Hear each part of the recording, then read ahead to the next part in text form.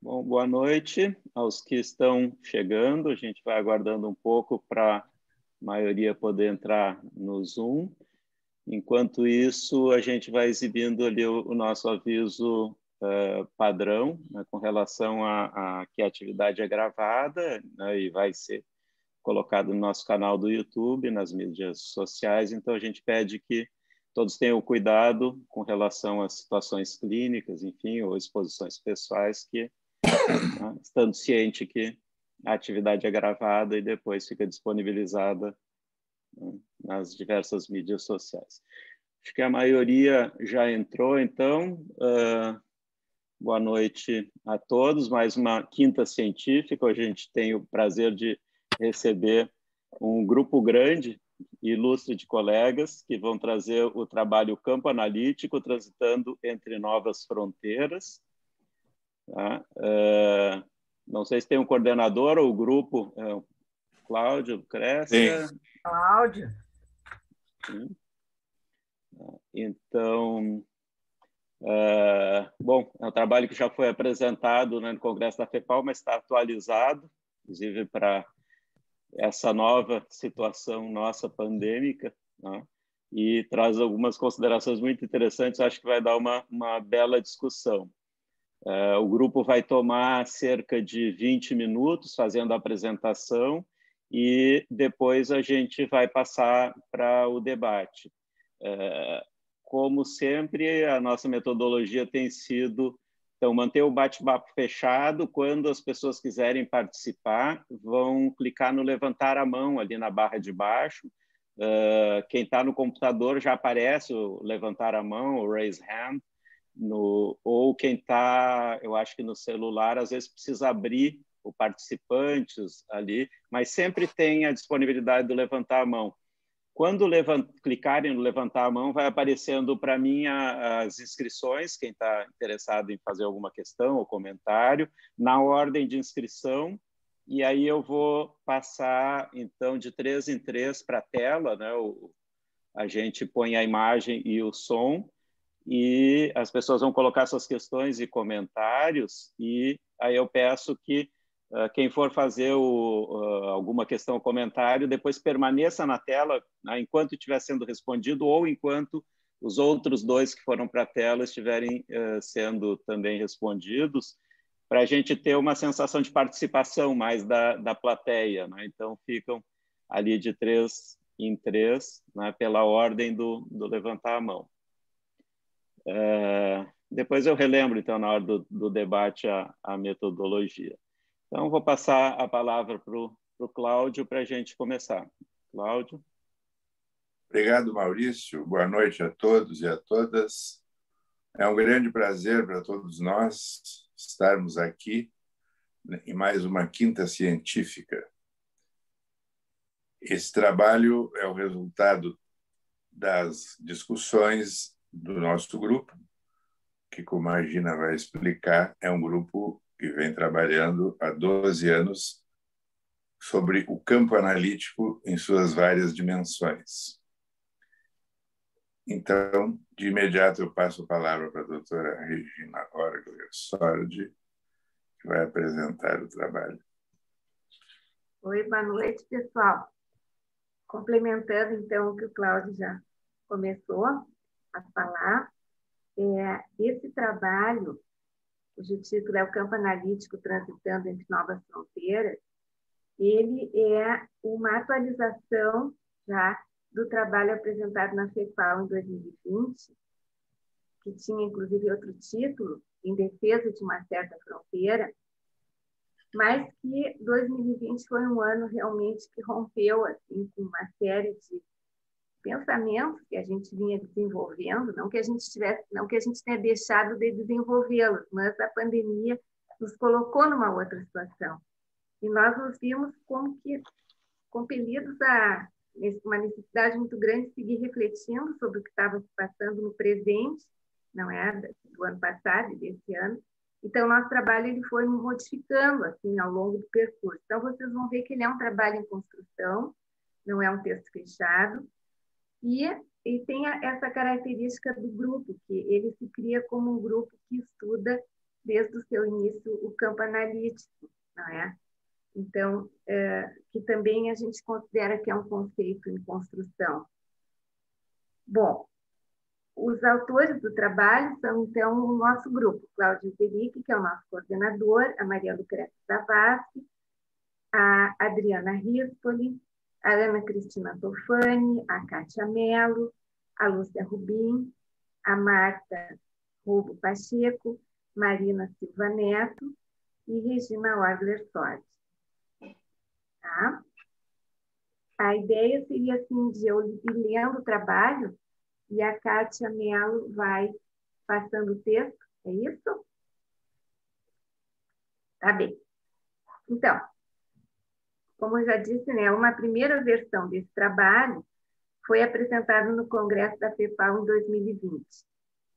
Nosso grupo seguiu estudando as questões concernentes ao campo analítico e suas fronteiras. Porém, na apresentação atual, estão igualmente lançadas uma série de reflexões e questionamentos que têm nos interpelado nesse período pandêmico. Fronteiras são construções humanas, lugares de encontros e articulações regidos por processos sociais e históricos e, vale dizer, produzidos simbolicamente. Numa zona de fronteira, há mais coexistências do que identidade, mais correspondências do que acabamentos. No presente trabalho, pretendemos dialogar com a psicanálise em zona de fronteira, entre zonas de diálogo interdisciplinar, entre zonas de transformação e ampliação da própria teoria psicanalítica, entre zonas de permanente reflexão com o mundo que nos cerca. Na zona de diálogo interdisciplinar, encontramos em Freud um trabalho de reflexão sobre os fenômenos mentais, desde então buscando ultrapassar os limiares científicos da época, cujas explicações neurofisiológicas priorizavam as motivações conscientes. Consoante com sua experiência clínica com pacientes acometidos de doença mental, descreveu a ideia da existência de processos mentais inconscientes organizados segundo leis específicas e diversas do processo consciente. Estabeleceu uma zona de fronteira necessariamente permeável entre o consciente e o inconsciente, na medida em que o sentido dos fatos conscientes deveriam ser buscados naqueles conteúdos que estavam recalcados na zona do inconsciente. Sua teoria, fundadora da psicanálise, ampliou sobremaneira a compreensão sobre o funcionamento dos fenômenos mentais e nos estendeu a mão para que atravessássemos a jornada que vai do corporal ao psíquico, da natureza até a cultura. Dentre os pensadores psicanalíticos contemporâneos, Imbasciati refere que o objeto da psicanálise não parece ser mais o inconsciente, mas sim o nível de consciência que o analista e o analisando conseguem realizar em suas relações. Não estaríamos mais somente tentando tornar consciente o que era inconsciente, como Freud preconizou. Nessa mesma linha de expansão dos conceitos, a partir da observação clínica, Civitariese entende o inconsciente como uma função psicanalítica. Para este autor, a maneira como lemos o mundo resulta do funcionamento dialético daquilo que chamamos de experiência consciente e experiência inconsciente. Essa função é eficaz quando consegue produzir perspectivas diversas, embora integradas, sobre as coisas, vale dizer, uma visão binocular. Isso quer dizer que cada coisa, evento psíquico, objeto psicanalítico, pode ser e é visto, tanto do ponto de vista do consciente, quanto do ponto de vista do inconsciente. Na realidade, não seriam nem mesmo duas perspectivas contraditórias, como frequentemente são consideradas, pois não são homólogas quanto ao seu nível. Quando, em transformações, Bion renomeia inconsciente e consciente, respectivamente infinito e finito, procura refazer o caminho do emocional primitivo até o conceito e, portanto, até a possibilidade de comunicar e ser consciente. Pensar para Bion significa passar do infinito ao finito, por exemplo, da percepção de todas as pessoas existentes à ideia de pessoa, e, graças aos conceitos, ser capaz de aprender com a experiência. Como se percebe, estamos aqui na esteira de Bion, o qual preconizou o crescimento mental e a expansão do inconsciente, não mais apenas sua tradução. O crescimento mental, a partir de seus trabalhos, passou a ser não apenas restauração ou reparação do ego, mas a utilização da criatividade para ampliar o espaço egóico. Numa tentativa de mostrar como a cultura vem se alterando com a queda das certezas modernas, tão bem delimitadas como eram antigamente, Fritaresi mostra que os artistas vêm ilustrando e entrevendo em suas obras um mundo no qual as fronteiras são permeáveis e, em alguns casos, bastante permeáveis. Apenas para citar uma dessas obras do século XX, em Persona, o diretor Bergman já mostrava como as duas personagens protagonistas do filme eram, a um só tempo, uma. A angústia e o borramento das fronteiras são transmitidos ao observador por intermédio de recursos cinematográficos, como a luz clara e escura, os cortes de cena nos quais não sabemos se o relatado está de fato acontecendo ou é um sonho da personagem, etc. Soma-se a isso que a enfermeira, suposta cuidadora, é quem de fato fala sobre a sua vida, ao invés de escutarmos o drama que vive a paciente que havia sofrido um trauma. Em que pese que aqui relatamos um filme e não uma sessão de análise, reconhecemos, 55 anos após o lançamento deste filme, uma realidade atual de borramento de fronteiras sobre a qual nossa civilização precisará debruçar-se e produzir reflexões teórico-técnicas. Contribuição decisiva também para a compreensão do trabalho psicanalítico na zona de fronteira é a noção de campo analítico, introduzida por Baranger e Baranger, para quem a seção psicanalítica é definida pelo encontro da subjetividade do analista e do paciente, indo além do que acontece na mente de um e de outro, não como um somatório das duas individualidades, mas o produto desse encontro. Kniznik et al. Aqui, a zona de fronteira não deve ser ultrapassada, mas é nela que se viabiliza a vivência e a compreensão da seção analítica. Do que expusemos até agora, não parece demasiado lembrar que todo o movimento psicanalítico, pensando e repensando suas fronteiras, sempre esteve afetado pelas características próprias de seu tempo sócio-histórico-cultural. Freud, em seus trabalhos culturais, não apenas alargou as fronteiras conceituais da teoria psicanalítica, quanto demonstrou sua profunda implicação no espírito de seu tempo.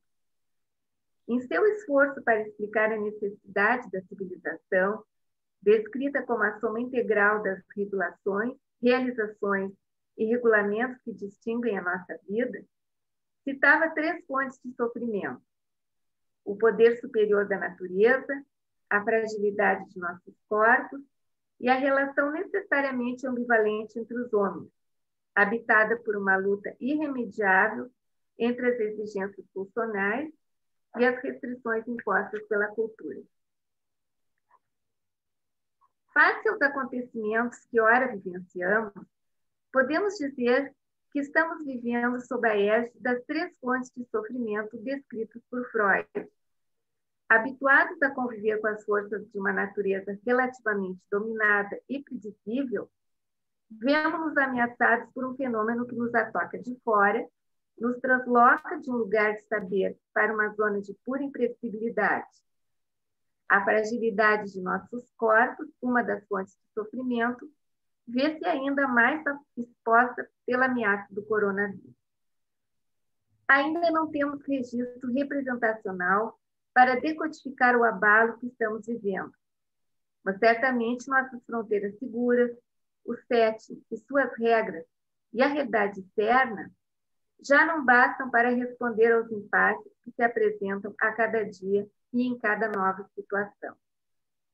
Quando esse encontro, todavia, é atravessado pelo medo real da morte, a que ambos, analista e paciente, estão sujeitos, quando a avassaladora invasão, aqui houve um errinho de português, quando a avassaladora invasão do vírus inunda nossas mentes, como resguardamos o SET? A ansiedade difusa, proveniente do medo da morte, não nos conduziria a um ataque à simbolização, justamente o objetivo que pretendemos desenvolver e preservar com nossos pacientes?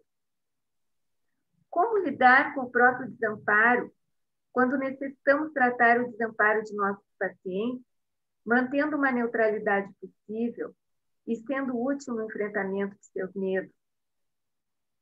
A internação compulsória em casa, o medo compartilhado, a absoluta incerteza sobre o que vai acontecer com ambos sujeitos da dupla, a impossibilidade de manter a tradicional assimetria, são apenas alguns fatores que irrompem de forma abrupta, rompendo com as conhecidas barreiras do SET.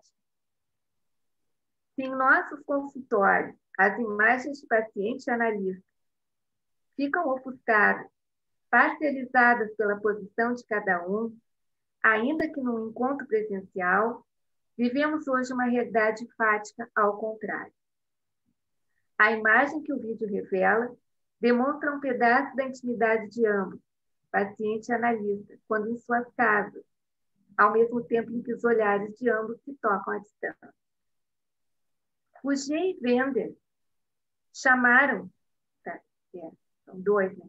Chamaram de fenômeno dos mundos superpostos a um estado mental particular produzido no analista quando o material manifesto do paciente menciona dados, eventos ou situações da vida ordinária comum a ambos, além de serem de interesse para o analista. Segundo os autores, receber no consultório elementos que impactam o psicanalista em sua privacidade podem provocar uma inversão involuntária do seu polo de atenção, retirando a direção libidinal da escuta ao paciente e perdendo por momentos a identidade analítica.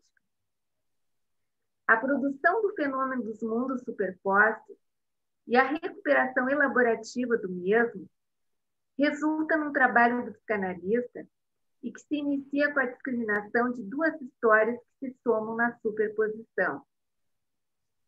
Torna-se necessário conscientizar quais elementos traumáticos de sua atualidade têm remetido à sua própria história. Esta operação elaborativa torna-se ainda mais difícil quando o fenômeno dos mundos superpostos acontece no real do tempo presente. Baranés sustenta que, antes, para a nossa compreensão psicanalítica, importava o entendimento e a construção com base no passado. Agora, o articulador está posto no novo. Em cada momento, estamos ante uma operação transformadora na construção do psiquismo.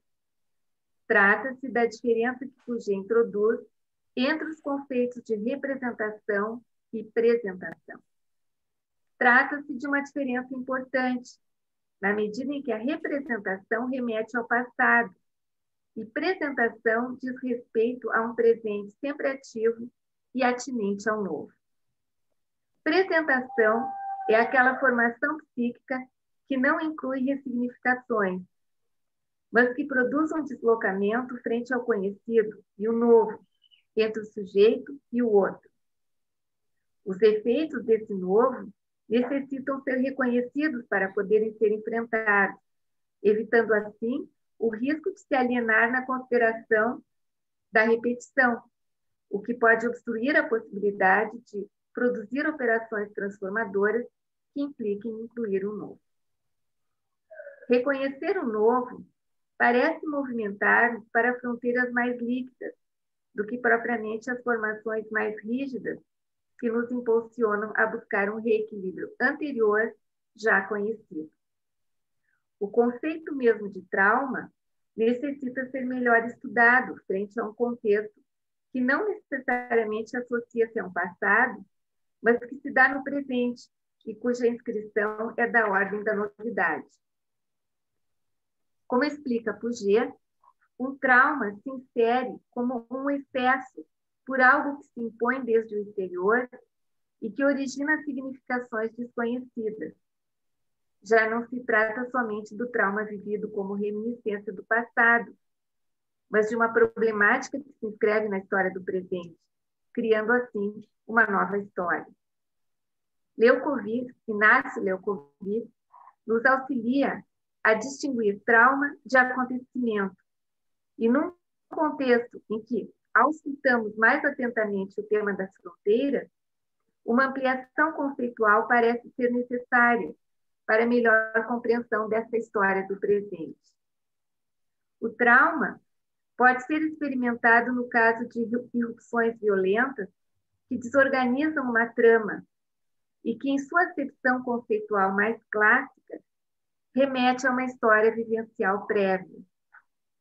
Quando referimos acontecimento, em especial no seu sentido mais puro, trata-se de algo que se desprende totalmente da estrutura anterior e se inscreve sobre areias movediças, rompendo com o passado e introduzindo um marco de incerteza.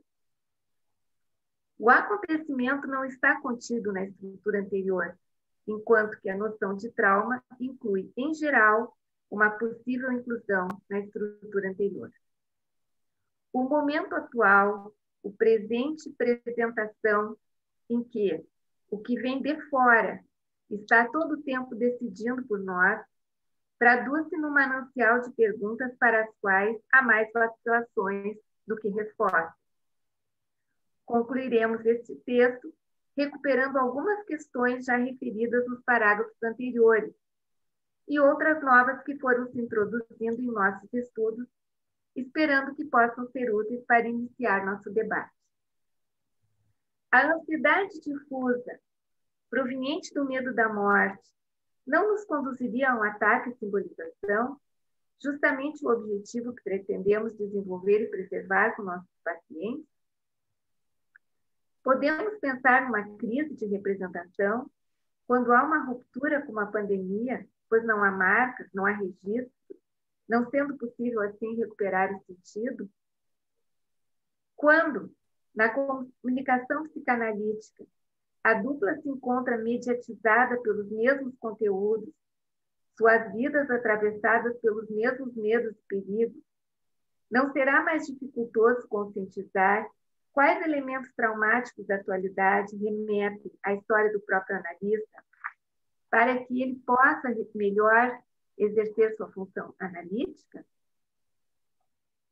Estar diante do não podia imaginar, não sei como pensar isso, não sei para onde vamos, não nos remete a um borramento de nossas fronteiras?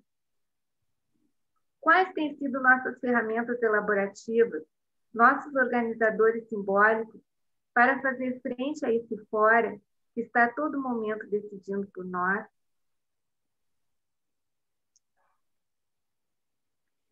Então, com isso a gente encerra a leitura desse breve um texto curto, ainda em elaboração. Então, as reflexões e contribuições de quem puder estar nos assistindo e dialogar conosco vão ser muito bem-vindas. Bom, muito obrigado, Regina. E o texto terminou com uma série de questões aí que todas elas dão muito pano para manga, com certeza. Quem quiser, então, ir se inscrevendo, clicando ali no levantar a mão, Lembrando de novo, então, vão se inscrevendo, clicando no levantar a mão, e aí a gente vai chamando para a tela para cada um fazer suas questões, comentários, enfim, e depois quem falou permanece na tela por um tempo, enquanto estiver sendo respondido, enfim, pelo grupo.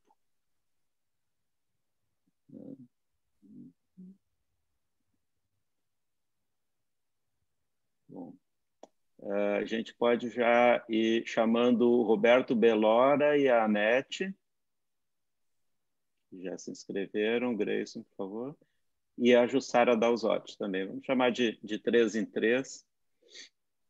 E aí, então, os 3 permaneçam, né, enquanto estiver sendo respondido as suas questões ou dos outros 2. Que aí, assim, a gente tem uma presença do público na tela aqui, melhor, o grupo não se sente sozinho aqui apresentando, né? Vocês podem abrir os seus vídeos e os microfones, por favor.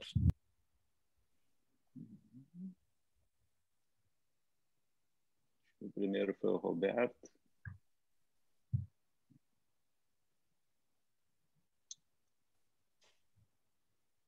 Roberto, tá aí?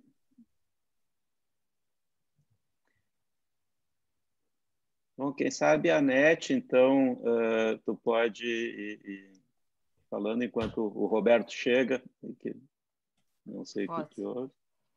Posso. Primeiro eu quero bater palmas, que eu bati palma quando vocês terminaram a leitura, quando a Regina terminou a leitura, mas eu não estava na tela, porque eu gostei muito do texto e me suscitou uma porção de coisas que eu quero comentar com vocês. Eu não tenho uma pergunta formal, eu tenho um comentário, né?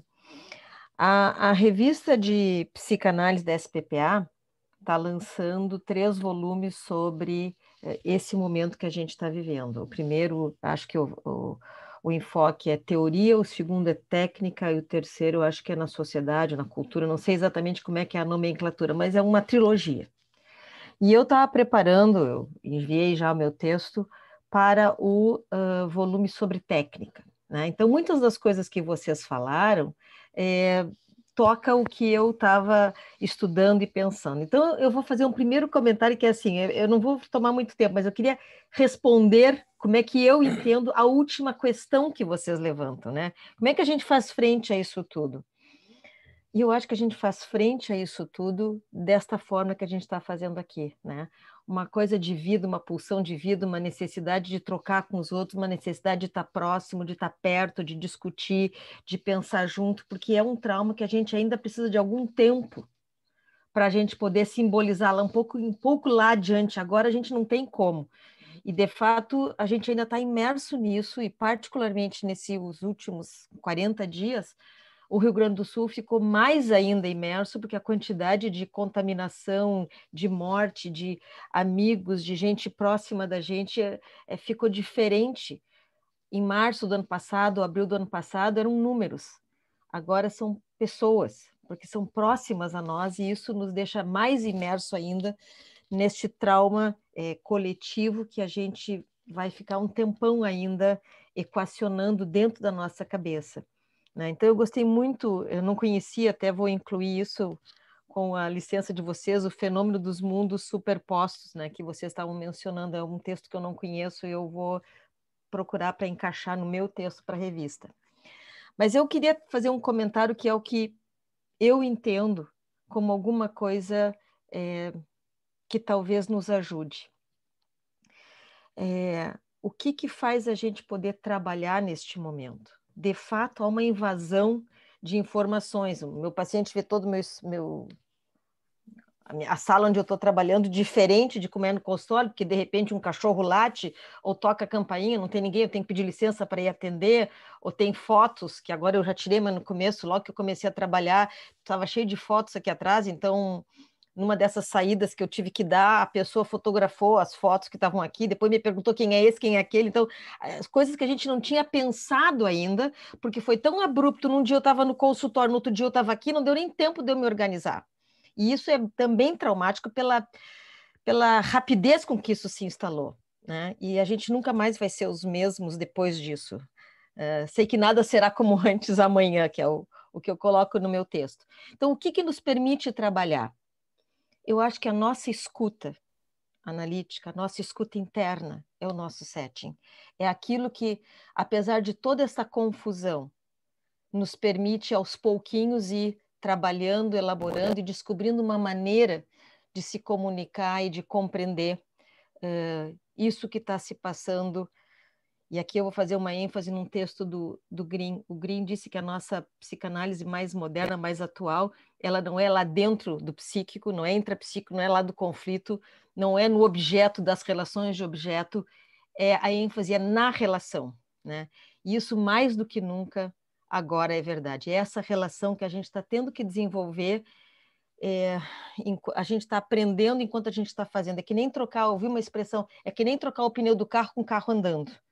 É mais ou menos isso que a gente está aprendendo a fazer, mas eu sinto que, apesar de todos os pesares, depois de um ano trabalhando assim, a gente está trabalhando melhor e as nossas fronteiras estão ficando permeáveis, mas ao mesmo tempo elas estão se delimitando. É uma cesura, né? Mas era mais para dar os parabéns para vocês e dar a minha contribuição dessas coisas que eu tenho usado muito para poder me acalmar e poder trabalhar aqui, que são esses encontros. Os webinários da IPA foram extremamente úteis e todos os encontros que a gente teve, eu acho que nos dão uma injeção de vida e a gente se ampara nisso para poder seguir trabalhando, apesar das assimetrias e todas as confusões que a gente teve que enfrentar e toda a dor, porque a morte está sempre pairando sobre nós. Parabéns ao grupo, gostei muito do trabalho. Vou passar para a Jussara antes do grupo comentar. Fica aí, Anete. Tá? Não sai. Eu só saio quando me tiram daqui, porque eu não tenho poder nenhum aqui. Ninguém vai querer te tirar, então fica aí. Jussara. Bom, boa noite. Muito obrigada pela chance de participar dessa apresentação. Eu não combinei com a Anete, a gente não se encontra há muito tempo, né, a não ser por vídeo. Mas eu gostei muitíssimo do trabalho, muitíssimo, sabe? Eu achei assim, ó, a linguagem do trabalho. Adorei a linguagem, não tem psicanalês, a linguagem é clara, não tem, assim, uso de jargão. Olha, é um dos melhores trabalhos que eu leio nos últimos tempos. A outra coisa, assim, ele é curto, mas ele é denso, ele é consistente. Vocês não precisam fazer um trabalho muito grande. Isso aqui, eu não sei, eu achei que tem coisas excelentes e que não precisa muito mais do que isso aqui. Vocês não se repetem, vocês vão acrescentando ideias e conceitos. Eu achei bárbaro. E a coisa que mais me chamou a atenção é o título do trabalho. Novas Fronteiras. Então, assim, apesar de vocês mencionarem Freud, vocês mencionam, claro, autores que eu também me identifico muito, né? Tivitarese, Bion, gosto muito, e, enfim, Bastiat, da nossa revista, o conceito de campo, dos Baranger, mas vocês fizeram isso de um jeito novo, diferente. Gostei muito, muito. Então, o que eu queria dizer para vocês, assim, vocês têm que publicar esse trabalho, não precisam muito mais do que está aqui. A Anete falou, engraçado, eu me lembrei, eu não estou em Porto Alegre, então não tinha como pegar nada para... Eu estou em Gramado. Eu me lembrei que eu assisti uma live com a Janine o ano passado, antes dela falecer, a Janine Puget, né? Foi uma coisa maravilhosa, ela com aqueles caninhos de oxigênio no nariz falando, lúcida, maravilhosa. E ela, eu não me lembro, eu anotei as coisas, deixei lá na minha Porto Alegre, várias anotações dessa live que eu assisti dela, mas ela estava numa postura de dizer assim, eu não tenho respostas, isso é novo, eu não sei como fazer as coisas, ninguém sabe. Eu achei muito legal, porque vocês estão neste espírito também, né? De buscar respostas, mas não ter a pretensão de dar as respostas. Mas gostei muito quando vocês falam do conceito de inconsciente do Bion. Achei, olha, eu não tenho muito para acrescentar, eu queria Adorei também esses conceitos da Janine Puget, da apresentação, né, do presente, da invasão do presente, que eu acho que é isso que nós estamos vivendo. Da questão do trauma, eu achei que o trabalho de vocês está completo. Está completo porque vocês fazem um percorrido que eu não sei como é que conseguiram ser tão sintéticos e, ao mesmo tempo, tão claros. Então, mais vocês dizer que foi uma... Agora... muito boa. Muito obrigada. Não sei se vocês querem comentar agora. A gente tem também a Carmen Keidan, está inscrita, e eu também. Mas se vocês quiserem comentar agora, antes, podem ir falando. Cláudio, a Lucrécia. Posso dar uma palavrinha? Sim. Claro. Não, é que é só porque é só para pegar um pouquinho as questões que a Anete e a Jussara comentaram, que me fez lembrar, não é? Quando a Anete começa a falar desse estar juntos, trabalhando, equacionando trauma coletivamente, e isso começasse a falar, nós estamos trabalhando, é isso que é a minha resposta. Tu comentasse isso, né? E aí, lá pela Santos, tu diz assim, nesse momento o pneu do carro está furado enquanto o carro está andando, né?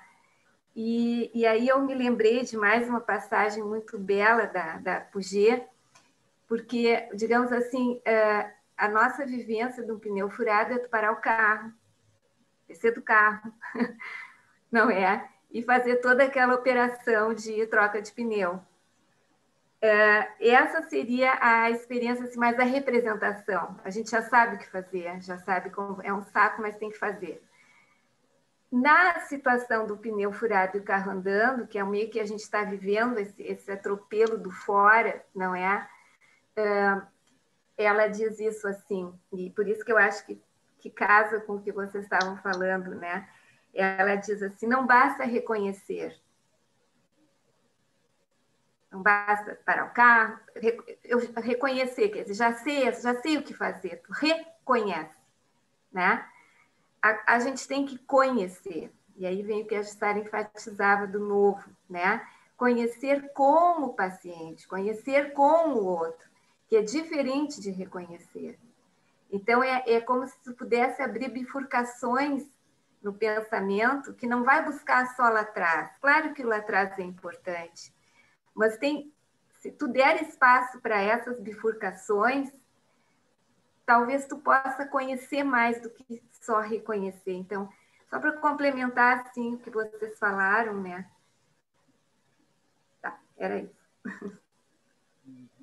Lucrécia e o Cláudio. Eu gostaria de agradecer muito a Anete, a Jussara, pelas observações que fizeram, acho que nos enriquece muito. Só que eu também fiquei, eu acho que uma das questões que eu gostaria também de dialogar com vocês, que todo o nosso grupo certamente também gostaria de dialogar com vocês, sobre todas as perguntas, mas eu especificamente gostaria de ouvi-las também sobre essa questão da ansiedade difusa proveniente do medo da morte, que nos conduziria a um ataque da simbolização, né? Justamente o objeto que pretendemos desenvolver.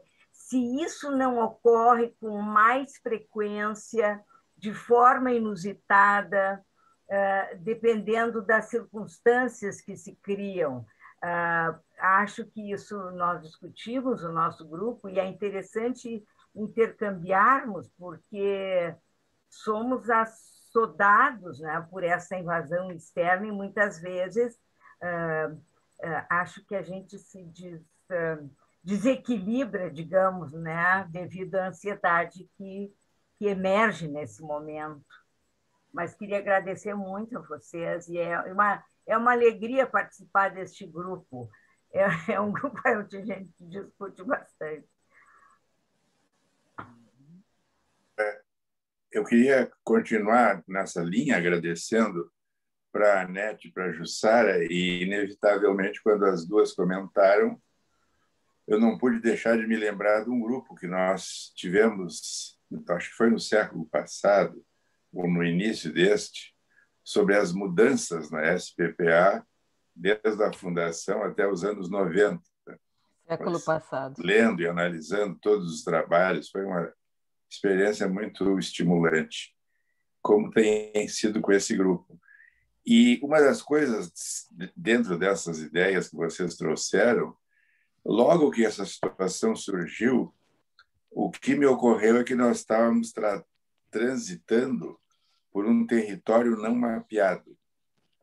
E uma das discussões, porque não havia essa experiência, não havia registros, como está dito, e uma das discussões que surgiram entre nós é assim, não, mas parem um pouquinho, existem já coisas escritas, temos toda a nossa teoria, isso e aquilo. E, aos poucos, foi também se impondo a ideia de que tem coisas que não estão escritas, que tem coisas que estão sendo construídas. É isso que a Gina mencionou da troca de pneu, que a Anete também. Então, há algo novo acontecendo. E, por exemplo, nos últimos 40 ou 60 dias, me dá a impressão que mais gente conhecida ficou doente e mais gente conhecida morreu. E nos últimos meses nós estamos com mais preocupação conjunta. A pessoa está vacinada, não está vacinada. O campo é invadido por preocupações bilaterais. O paciente querendo saber se o analista está vacinado, o analista tendo que ver como é que ele vai responder a essa situação, mas o analista igualmente preocupado: quão protegido está esse paciente? Que riscos ele tem? Então, eu acho que nós estamos, esse fenômeno da Janine Puget, dos mundos superpostos, é uma das coisas mais úteis, porque nós estamos no mesmo barco, ou no mesmo mundo superposto. Eu acho que nós estamos construindo algo conjuntamente. Houve uma reação do movimento psicanalítico, pelo menos do que nós estamos mais em contato, que é o da IPA, através dos webinários e dentro das sociedades. A impressão é que está se fazendo um trabalho conjunto de apresentação. A Gina frequentemente destaca essa diferença entre apresentação e apresentação. E é muito importante. Nós estamos reconhecendo o que está acontecendo e nós estamos reagindo. Agora, tem uma coisa que não dá para se negar: o setting é outro. O setting é muito interno, mas, ao mesmo tempo, ele não é. Então, tem informações sobre o ambiente. Eu, por exemplo, estou sentado aqui num contexto absolutamente asséptico, aparentemente. Mas eu comecei atendendo com uma parafernália de livros nos grupos, quando eu participava das reuniões. Eu fui modificando até encontrar um lugar em que eu me sentia mais ou menos parecido com o que é no consultório. Mas é diferente do consultório, nunca vai ser a mesma coisa. E eu acho que nós temos também toda essa questão dos lutos, da falta dos corpos, da falta da presença física, e, ao mesmo tempo, como dizem a Anete e a Jussara, nós estamos conseguindo fazer a análise possível. E se trabalha analiticamente. Mas é fato que nós levantamos essa questão: como é que fica o problema da simbolização? Então, eu acho que há uma construção ou um trabalho em marcha e um trabalho em construção. É muito interessante. Vai ser muito interessante ler essa trilogia da nossa revista, porque é um documento psicanalítico e histórico ao mesmo tempo. Vai ser um documento sobre esta época, este momento, que é diferente de qualquer anterior e também dos futuros. Só para terminar, vocês observem que no trabalho uma das palavras que mais aparece é novo. Novas fronteiras, novas formas. É uma situação nova. E nós, não, como naquele nosso primeiro trabalho de 2012, nós dissemos, e acho que continuamos dizendo, não estamos condenados à compulsão, à repetição. Coisas novas podem emergir na análise, na teoria, na prática e no mundo. Está aí um exemplo. Não sei se mais alguém... Nós temos mais 3 inscritos. Se mais alguém do grupo quer falar agora, ou nós chamamos os próximos inscritos, eu vou ficando para depois. Eu ia comentar, assim, também, em relação às colocações da NET, da Jussara, agradecer as contribuições, né, que vão enriquecer também o nosso trabalho que segue, né, o processo. Até sobre a questão da síntese que nós conseguimos fazer. Inicialmente, o trabalho estava sendo escrito para ser apresentado no Congresso da FEPAL, num formato de oficina. Então, nós tínhamos um limite também de escrita, de tempo, de fala. Essa era a proposta inicial. Então, nós tivemos que fazer de forma sintética, tanto que agora ele já está um pouco ampliado. Então, começou assim, né? Por isso, talvez o nosso trabalho dobrado em conseguir sintetizar e integrar as ideias que a gente estava discutindo, né, naquele início, assim.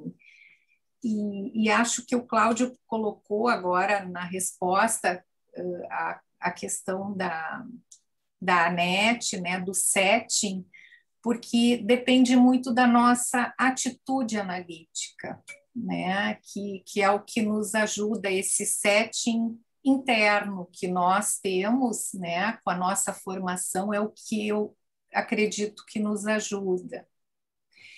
E uma outra colocação em relação aos escritos, né, da Janine. Em algum momento no congresso da FEPAL, ela estava numa mesa com o Marcelo Vinhar, e ele tem um livro que até ele lançou na vinda aqui para a sociedade, né, que ele coloca que as figuras do mal não geram experiência e nem aprendizagem, mas um vazio representacional. Então, também a gente sabe que lida-se com essa questão, né, que a dor, que o horror geram esse vazio representacional que tem a ver com esse momento. Mas por hora era isso.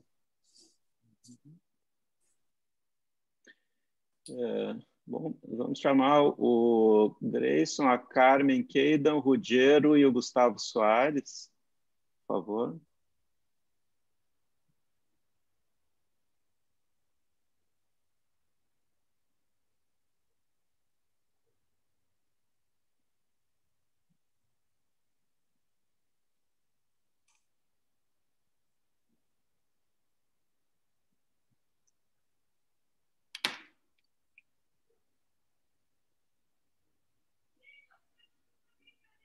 Carmen?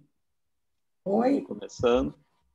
Bom, eu quero participar do debate, porque quando eu vi o título do trabalho, eu fiquei muito curiosa, e pelo grupo que eu conheço, né, e trabalhei e trabalho com algumas ainda hoje, eu fiquei com muita curiosidade de ler. E quando eu li, eu gostei muito. E hoje, né, quando eu estava agora aqui pensando em comentar, porque assim, ó, a gente está, né, de tantos anos estudando, e o Cláudio lembrou, eu fiz parte também daquele grupo, era a Jussara, a Nete e a Eneida, eu e o Cláudio. A gente, às vezes, vê os trabalhos e a bibliografia todos conhecem. Então, eu fiquei muito contente que a Nete não conhecia esse texto da Janine, e nós, no novo Comitê de Psicanálise de Família e Casal, estudamos esse texto em setembro do ano passado, preparando para uma roda viva que ela teve na Sociedade Irmã Brasileira, aqui de Porto Alegre, com a presença no vídeo da Janine e do Moreno, do Júlio Moreno. E nessa questão desse assunto da pandemia, naquele grupo, né, que nós tivemos preparação, nós contávamos com a presença ativa da Marlene Araújo. Então, esse trabalho, para mim, foi uma homenagem também de vocês, tanto para a Janine como para a Marlene. E o que eu queria comentar é assim, que essa integração dos conceitos da Janine na psicanálise em geral, às vezes eu acho que é pouco valorizada. E o trabalho de você sublinha muito a questão do novo, que até o Cláudio ressaltou no debate, que é a palavra que mais aparece, né?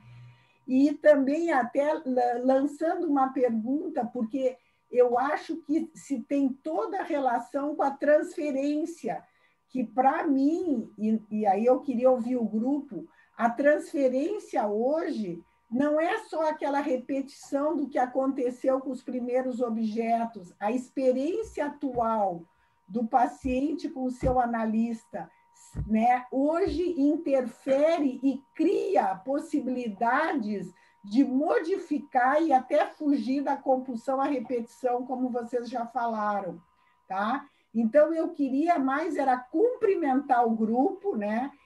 E também o título me remeteu para Fronteiras e pensei, né, na trilogia da nossa revista que vai sair.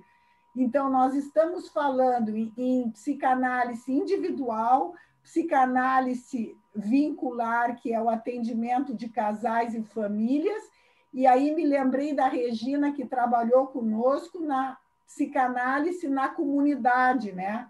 Que nós temos na nossa sociedade o trabalho com a SMED e com o PESCAR. Então, e eu acho que o trabalho de vocês contempla esse universo de uma forma que vai suscitar continuidade, então eu queria participar desses cumprimentos, era isso. Rogério? Muito bem, boa noite, pessoal. Bom, meu comentário é basicamente também para cumprimentar vocês e tentar agregar alguma coisa, enfim, a esse diálogo, a esse intercâmbio que estamos estabelecendo aqui. E quando vocês falaram em fronteiras, eu me lembrei muito da Elani Kogan. E a Elani Kogan, ela tem um conceito interessante também, que ela diz que em situações sociais de grande estresse e de grande ameaça à vida, como toda a situação que é vivida em Israel, quer dizer, permanentemente, o real ele é tão forte, e é isso que o trabalho de vocês aborda, o real ele é tão forte em termos de presença e de excesso de estímulos e de excesso de angústias e ansiedades não ligadas e não representadas, que ele fatalmente ele invade o setting analítico, né? E até pelo que vocês falaram, né? Dos mundos superpostos, a simetrização, e faz com que a gente tenha que trabalhar na fronteira permanentemente, né? Quer dizer, entre várias fronteiras, né? A fronteira do real e a fronteira do imaginário, né? A fronteira do paciente e a nossa fronteira, a fronteira entre os medos do paciente e os nossos medos, mas ela desenvolve justamente esse conceito de que temos que trabalhar permanentemente na fronteira. E eu acho que uma das perguntas que vocês fazem no trabalho, acho que ela é rica e ela é muito pertinente, porque, de fato, esse real tão intenso, com tantas angústias, com tantas ameaças, tantos lutos, né? Como o Cláudio estava lembrando que, ultimamente, quer dizer, não só nós, mas os nossos pacientes trazendo muitos lutos, né, ao consultório, faz com que nós tenhamos que fazer um esforço de representação muito além do habitual, né? Quer dizer, e muito disso, vamos dizer assim, muitas dessas angústias fatalmente vão se tornar traumáticas, porque elas excedem a nossa capacidade de representação nesse momento. E nós vamos precisar, de fato, de muito tempo de processamento de tudo isso para que... E mesmo assim, e isso nós já estamos vendo, vai ter inundações de estresse pós-traumático, que já está acontecendo. Aumento de suicídios, aumento de infanticídios, aumento de feminicídios. Quer dizer, por essa quantidade de excitação e de ansiedades não ligadas e que sobrepassam a nossa capacidade de representação num determinado momento. Mas mais duas coisinhas antes de encerrar e para ouvir vocês também. Dentro disso que vocês falaram, que o Cláudio falou, eu acho que o trabalho de vocês é mais um sonho ou uma tentativa de sonhar essa situação. Não é por acaso que está havendo essa viralização de webinars e de lives, eu acho que mais intensa até que o corona, quer dizer, essa viralização que a gente não consegue dar conta disso também, quer dizer, da quantidade de lives e webinars, enfim, que sobrepassa também a nossa capacidade, mas são tentativas de fazer um sonho coletivo, são tentativas do coletivo de sonhar e de dar representação a esse excesso que nós estamos vivendo.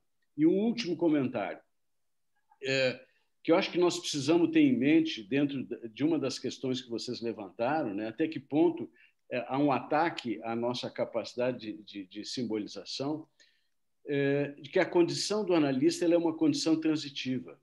Ou seja, nós temos que avaliar a todo momento, e mais ainda nesse momento, se nós estamos sendo analistas ou não sendo analistas. Ou seja, se nós estamos conseguindo recorrer ao nosso setting interno e tentar dar representação a tudo isso, ou se nós estamos sendo arrastados pelo real e trabalhando só no real. Sabendo que nós vamos oscilar, em muitos momentos, nós vamos ter que trabalhar no real, mas em muitos momentos nós vamos ter que recuperar a nossa condição de analistas para tentar sonhar tudo isso junto com o paciente. Mas, no mais, meus cumprimentos e obrigado pelo trabalho. Se vocês quiserem comentar alguma coisa, antes eu passo para o Gustavo. Vamos ouvir o Gustavo, então? Acho bom. Gustavo, libera o teu microfone aí. Muito obrigado. Bom, boa noite para todos também. Eu fiquei na dúvida se falaria ou não, mas resolvi também comentar alguma coisa, né?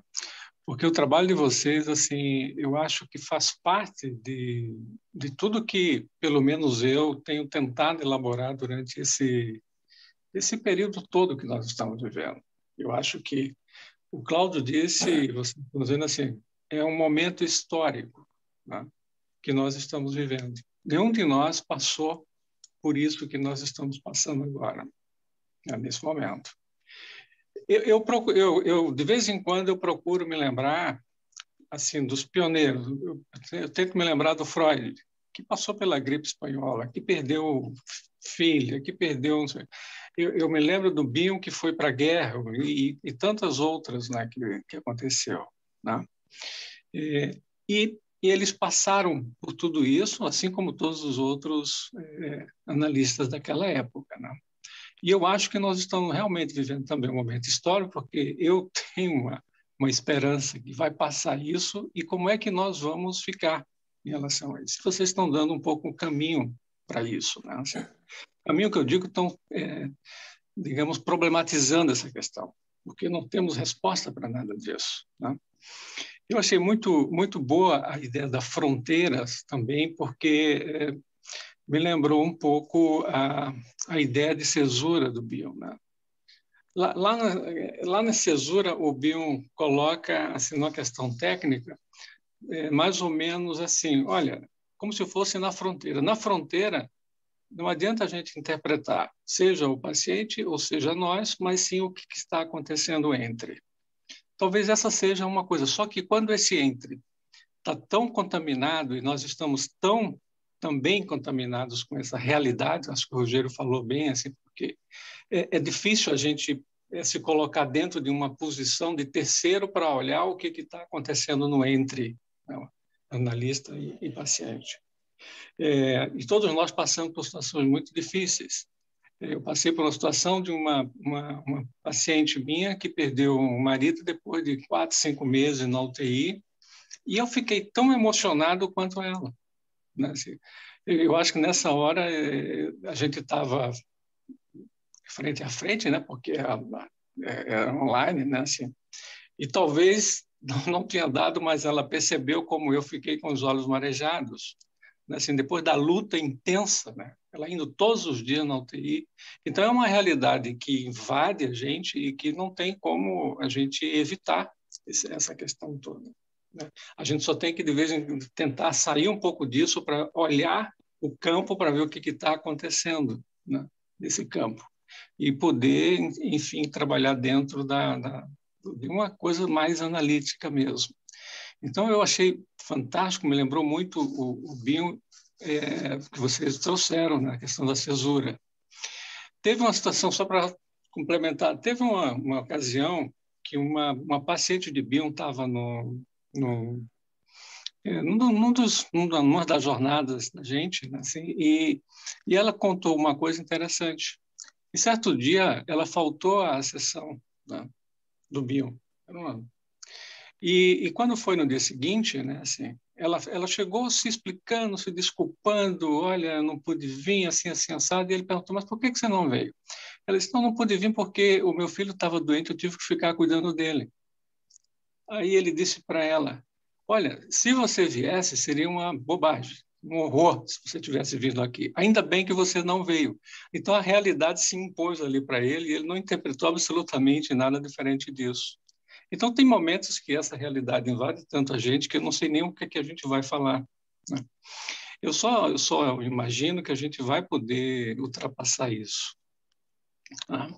Então, Cláudio e vocês, todo o grupo, obrigado por vocês trazerem, porque a gente precisa muitas vezes escutar os trabalhos. Eu achei fantástico assim, essa trilogia da revista, porque a gente vai poder elaborar uma série de coisas que está acontecendo. Quer dizer, eu espero, né? Não sei também, mas a gente vai poder elaborar uma série de questões a partir de toda a vivência que nós estamos tendo. O que nós não podemos ficar é gelado diante disso tudo que está acontecendo, né? E até para complementar, nós temos toda uma situação que, além do vírus, né? Aqui, especialmente aqui, tem uma coisa que nós estamos também vivendo uma questão política muito difícil também. E isso é muito difícil, né? Assim, porque a gente tem que poder, eu não sei como é que vocês estão lidando com isso, mas a gente tem que escutar isso também do ponto de vista do inconsciente. Mas, ao mesmo tempo, é muito difícil, às vezes, a gente escutar determinadas coisas. E o que é que eu vou dizer?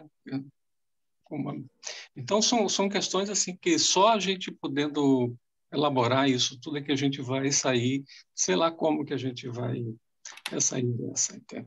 Então, muito obrigado para vocês do grupo, um trabalho muito bonito, muito sensível para a gente poder pensar um pouco sobre tudo isso, né?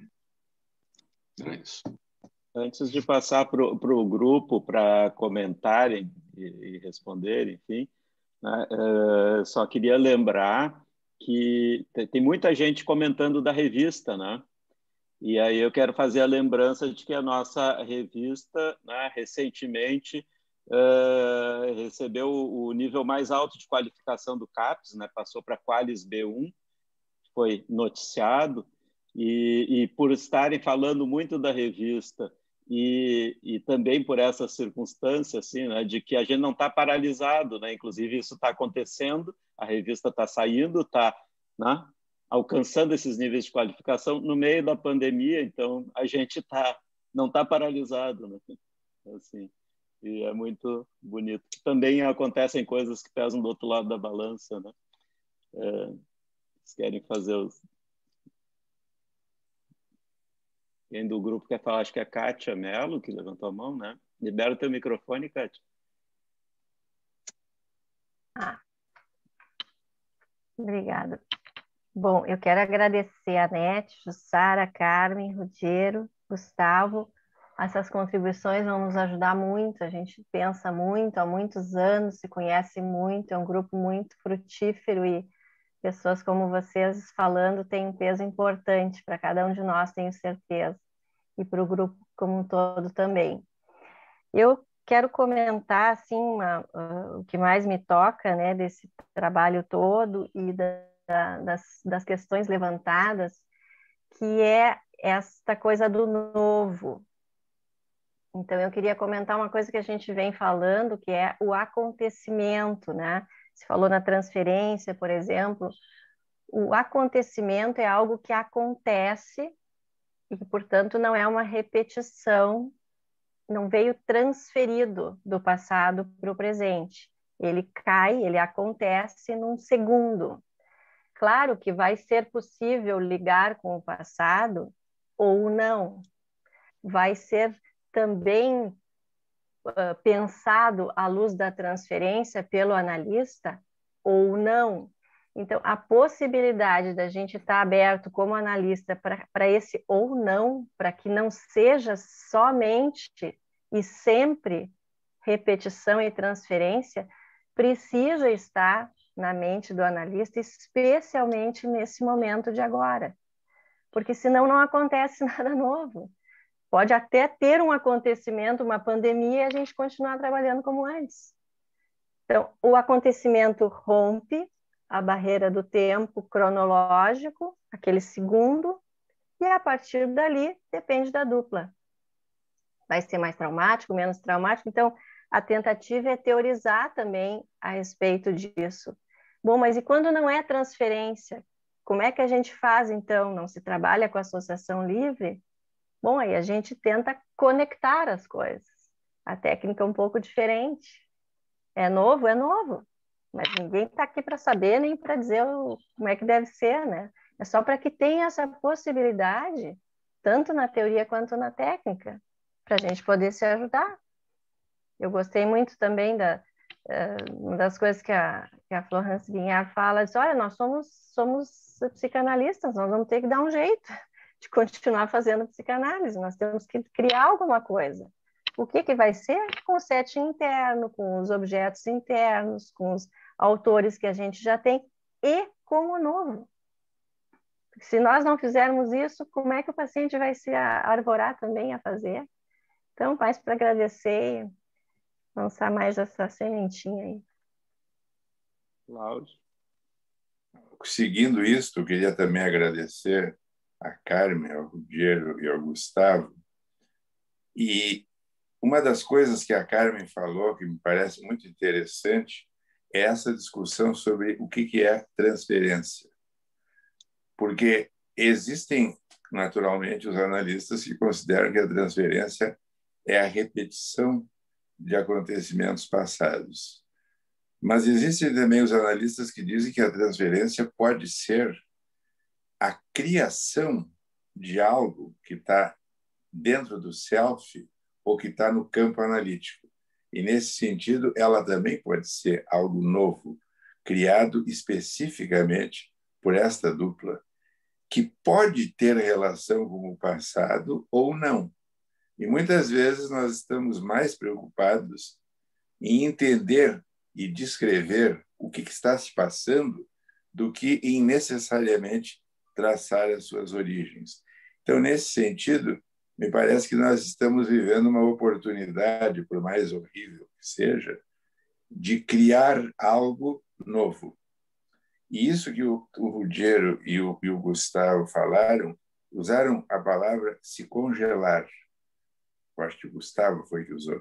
Não podemos ficar congelados. E o Ruggiero falou na necessidade de oscilar entre situações em que o real nos invade de tal maneira e outras em que nós podemos trabalhar com a representação e com a simbolização. Talvez realmente esse seja o grande desafio deste momento e do futuro.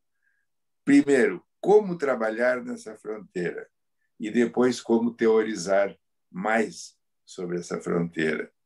E agradeço os comentários sobre o trabalho e o grupo, e, de fato, como disse a Kátia, esse grupo é muito interessante porque ele é muito imprevisível. Supostamente, ele é um grupo sobre o campo analítico, mas houve um momento que, de repente, nós começamos a ler os irmãos Karamazov, e daqui a pouco nós já estávamos lendo o Green, de repente voltamos para o Freud, e aí fomos para o Philip Roth, e os trabalhos vão saindo de tempos em tempos, muitas vezes estimulados pelos congressos.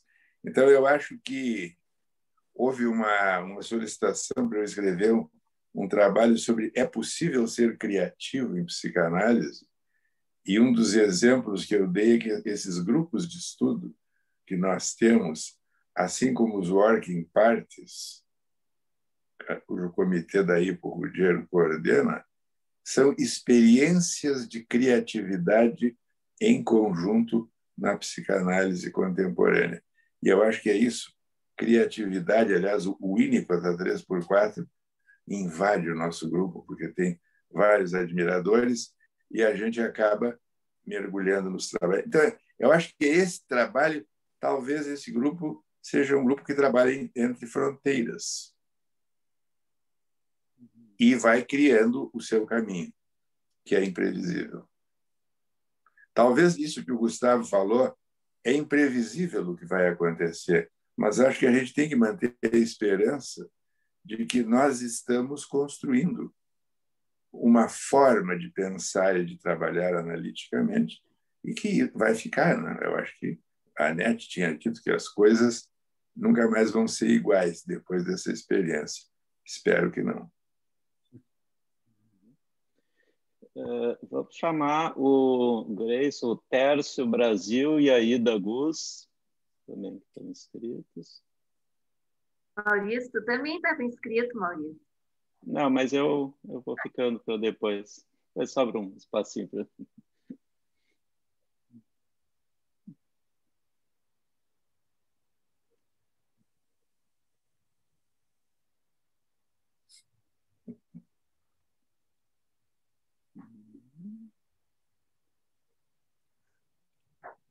O Tércio.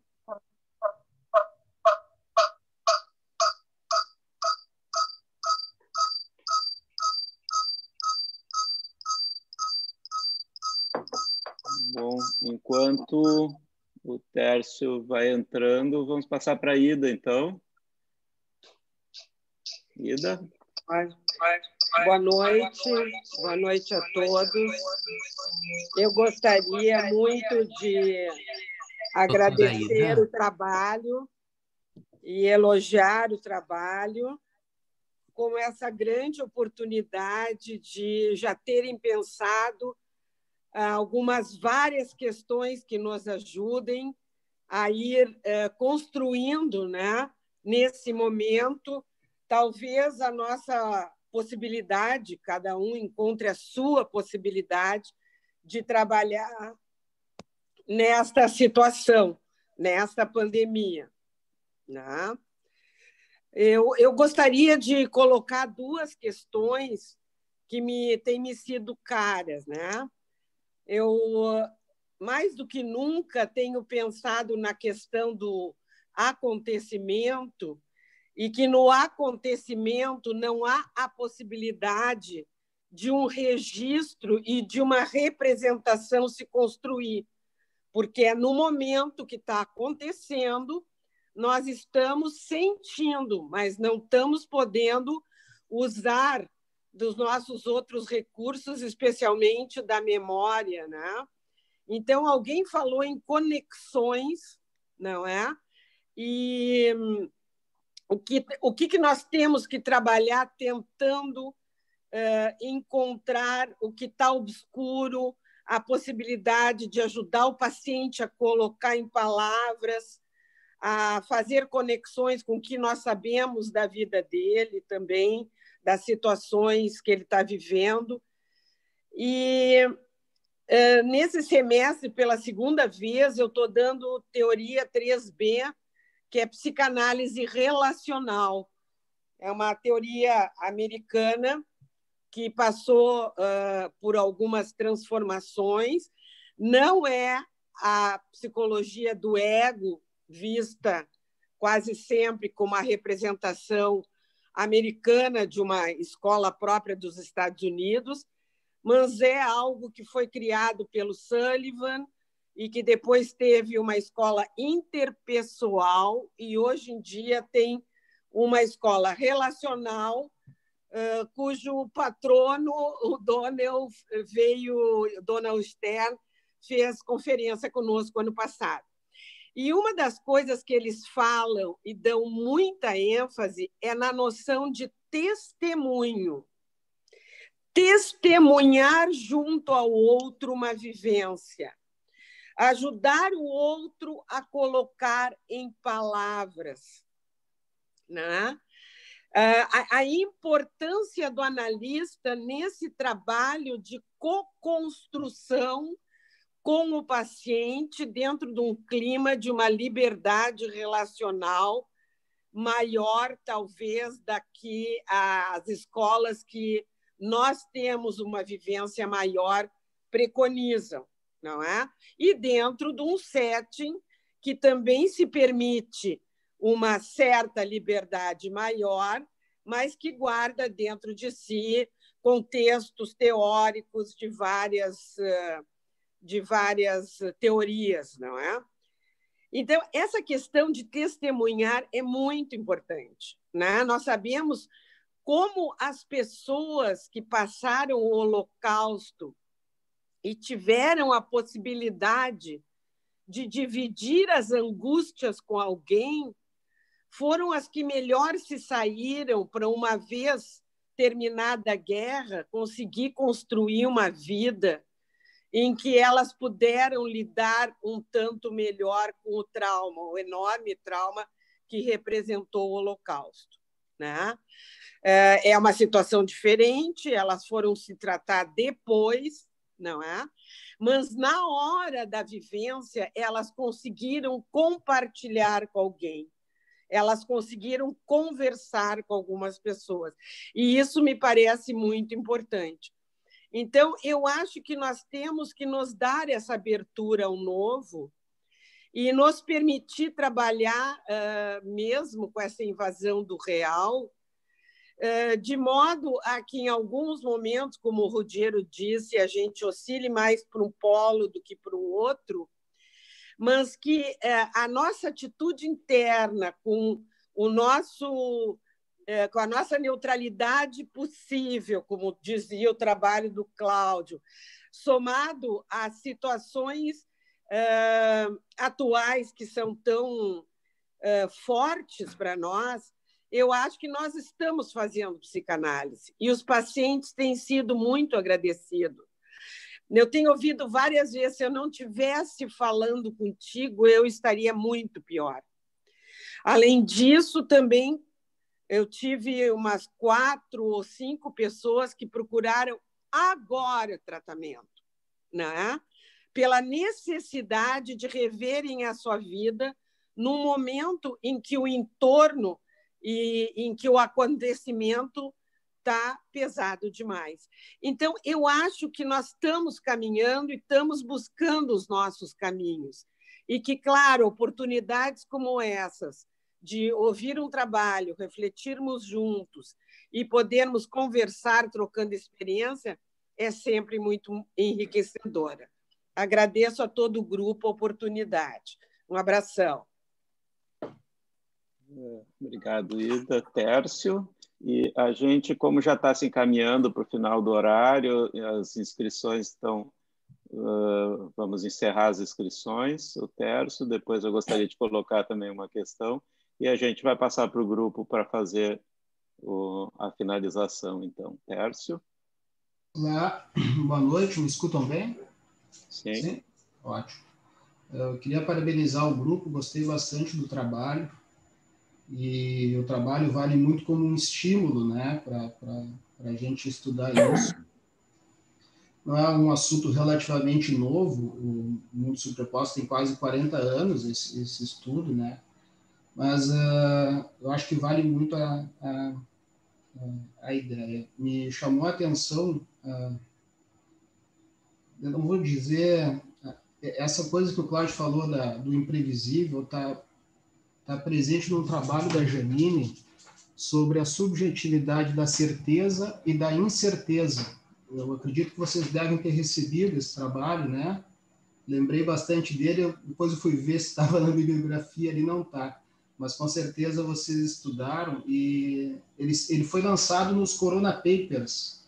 Logo que a pandemia estourou, a IPA trouxe alguns trabalhos para as pessoas poderem pensar a clínica a partir da pandemia. E o primeiro trabalho é esse da Janine Puget, a subjetividade da certeza e a subjetividade da incerteza. E foi fundamental para poder seguir atendendo online, seguir atendendo os pacientes na pandemia. Eu acredito que seja uma boa, mas porque eu lembrei disso, fui conferir se estava lá e encontrei um do Cláudio Eiziric também nos Corona Papers. Eu acho que isso que a Ida falou agora também é uma coisa que eu fiquei muito feliz de ler o trabalho, apesar do conteúdo desse trabalho, que é sobre o ovo da serpente, né, Cláudio? Em que tu vai poder citar, agora ainda falou dos campos de Varsóvia, está lá, está o Hitler, está o Bolsonaro, e como isso é um acontecimento, né, pessoal? Não tem transferir, não é uma representação, é algo novo, pelo menos para a minha geração, é algo completamente novo, e a gente fica horrorizado, por exemplo, com as coisas que a gente escuta na televisão e no consultório. Tanto do paciente que toma ivermectina e vai para a balada e depois que é o atendimento presencial, aos familiares nas UTIs e tudo que a gente escuta dos noticiários. Então, isso é muito importante, a posição de vocês também. Eu fico realmente impressionado que essa neutralidade é impossível. Ela é impossível.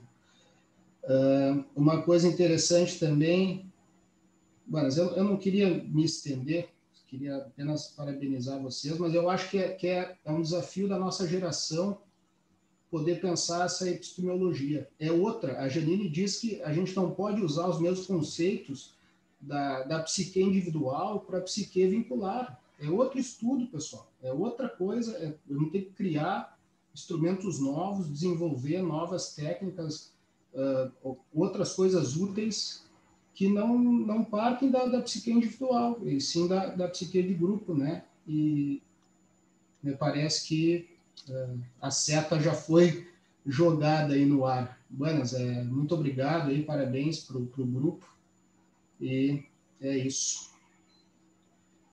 Bom, eu queria colocar minha questão também, enquanto a gente tem tempo aí, ela engancha um pouco no que o Tércio falou e lembrou do Cláudio, né, do ovo da serpente. O ovo da serpente, até onde eu sei, é uma expressão criada pelo Shakespeare, né, no Júlio César, e colocada na boca do Brutus, né? E isso faz uma ponte com a questão que eu tinha pensado em trazer, que é o seguinte: a gente sabe que a mente humana tem um certo horror ao vazio, né? E ao totalmente novo, e dificilmente alguma coisa é encarada como totalmente nova. Então, quando a gente fica como vocês falaram, num déficit simbólico de representações para a situação, eu acho que a gente quase que inevitavelmente lança a mão dos símbolos pré-existentes e até dos símbolos coletivos, né? Das mitologias, por exemplo. Acho que é um processo inevitável, porque esse vazio nunca fica vazio, né? E o novo a gente acaba conectando com algo antigo e conhecido. Nessa situação agora da pandemia, eu acho que muitos mitos foram evocados, talvez por essa angústia do vazio, do novo. Eu listei aqui alguns, por exemplo, que me ocorreram, né? O mito do herói, o mito da poção mágica e o mito do apocalipse, né? Assim, que me parece que tem preenchido os vazios, né? Esse vazio do novo, assim. E, bom, o herói, nem preciso dizer quem está se propondo, né? E quem foi posto nesse lugar. A poção mágica, né? Pode ser cloroquina, ivermectina, enfim, né? Mas a poção mágica da superforça, né? é também, né, desde que existe algum registro na mitologia, ela está lá presente, né? E também, né, os profetas do Apocalipse, né, tem surgido também, né, mas foi lembrado aí que a gente vai passar por essa, vai sair dessa. Mas então a questão que eu pensei assim foi essa, assim, que lugar tem, como vocês veem, esses mitos que parece que são reeditados para preencher o vazio e o novo, né? Assim, e que tomam esse lugar no meu entender. Assim.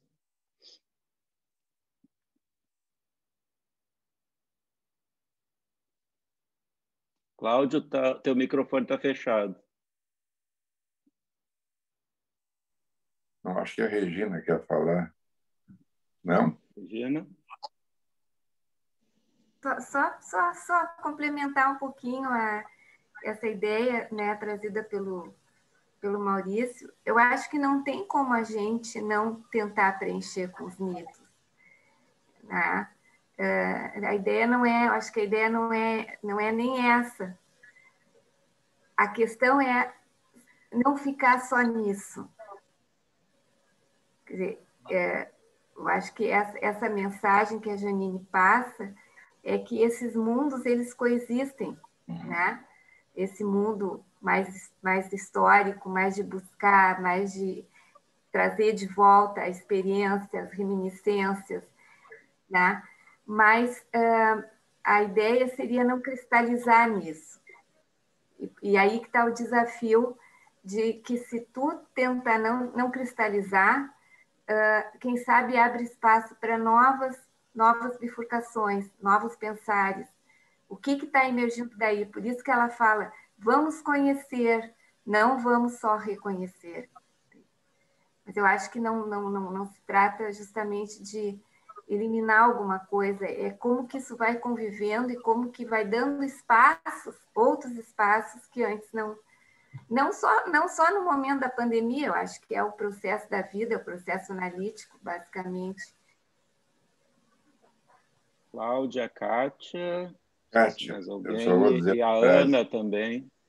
Não, eu só queria complementar também, né? Achei boa essa lembrança dos mitos, porque eu tenho para mim que, assim, nesse momento, a gente precisa transitar, como já foi falado, entre a realidade e a fantasia. Entre a mitologia e a ciência, pode ser também. Pode ser entre a doença e a saúde também. Então, são sempre fronteiras, né, entre o individual e o coletivo. E eu acho que aí é que reside justamente, né, como a Regina está dizendo também, é aí que reside a possibilidade da gente trabalhar e produzir alguma coisa em conjunto com o paciente, nem só do analista, nem só do paciente. Então, acho que do individual para o coletivo e talvez do intrapsíquico para o mitológico também me parece que a gente vai precisar transitar por essas realidades, porque é isso que tu lembrasse, né, Maurício? É muito difícil o novo. Às vezes ele é impossível de suportar. Então porque pode ser que seja um trauma, pode ser, mas pode não ser trauma, de que estamos falando naquele momento específico, aquele paciente, apenas uma coisa nova. A gente é que é habituado a achar que tudo que é novo é traumático, por muitas vezes, mas nem sempre, né? Sim, a pandemia é um trauma, sim, as mortes, sim, ok. Mas acho que sair da ilusão para a realidade, da fantasia, é isso que precisa, é justamente andar sempre nessa fronteira. Aí a gente consegue não perder o rumo, eu acho. Enfim, para contribuir. A Ana também. Eu queria comentar, eu acho que o Rogério e o Gustavo colocaram algumas questões, e revisando, tem uma revista da sociedade que é Trauma Coletivo e Transgeracionalidade, e tem um artigo de um psicanalista de Israel, Samuel Ehrlich, que ele fala que o trauma compartilhado impulsiona o tema para um primeiro plano, né? E nesse artigo ele descreve que as questões políticas são confinadas a um segundo plano, mas quando a realidade externa é psicótica, o espaço psicanalítico possa tornar-se um bem-vindo paraíso de sanidade e integração pessoal, né? E aí ele coloca que alguns analistas têm uma atitude mais convidativa para falar do assunto. Eu achei muito rico esse artigo e foi escrito está na nossa revista de 2008, né? Nós já tínhamos até enviado o trabalho quando eu fui reler esse artigo. Que eu acho que o Gustavo trouxe a questão política, né? Porque faz parte dos nossos encontros, assim. O nosso grupo se dedica ao estudo predominantemente do campo analítico. E o Tivitarese tem um artigo que ele fala, né, que o campo é um campo de forças, e as forças que nos interessam são as emoções, e o nosso grupo tem um espaço para se falar das nossas emoções também em relação ao nosso trabalho, assim. Então, é um espaço importante para nós, né, enquanto profissionais, assim, e é muito rico, né? E nós não paramos de nos reunir, nos encontramos todas as semanas, às sextas-feiras, e é um espaço, eu acho, terapêutico em alguns momentos, de troca, né, de muito enriquecimento, assim. É isso. Bom, pessoal, já está no nosso horário. Se vocês quiserem colocar alguma consideração final, Cláudio. Eu queria só agradecer para a Ida, para o Tércio, para ti, pelos comentários. Eu acho que a Ida lembrou muito bem a questão dessa, digamos, forma intersubjetiva de olhar a psicanálise, a intersubjetividade. Acho muito apropriados os comentários dela. E também agradeço ao Tércio pelos seus comentários e por ter lembrado aquele trabalho do ovo da serpente, que foi, num determinado momento, particularmente dramático, né? Como tem sido tantos, e que essa expressão, que também foi tirada do filme do Bergman, a primeira pessoa que usou isso foi o ex-decano do STF, e a partir daí que eu escrevi esse trabalho. Então, é uma ideia importante isso que a Ana está trazendo, que nós falamos sobre o campo analítico, mas também falamos sobre o campo interpessoal e também falamos sobre o mundo em que vivemos e as ameaças, esperanças e repercussões. E, na verdade, é preciso ficar continuamente de olho com todos os tipos de serpentes que nos ameaçam, de tamanhos, às vezes, descomunais.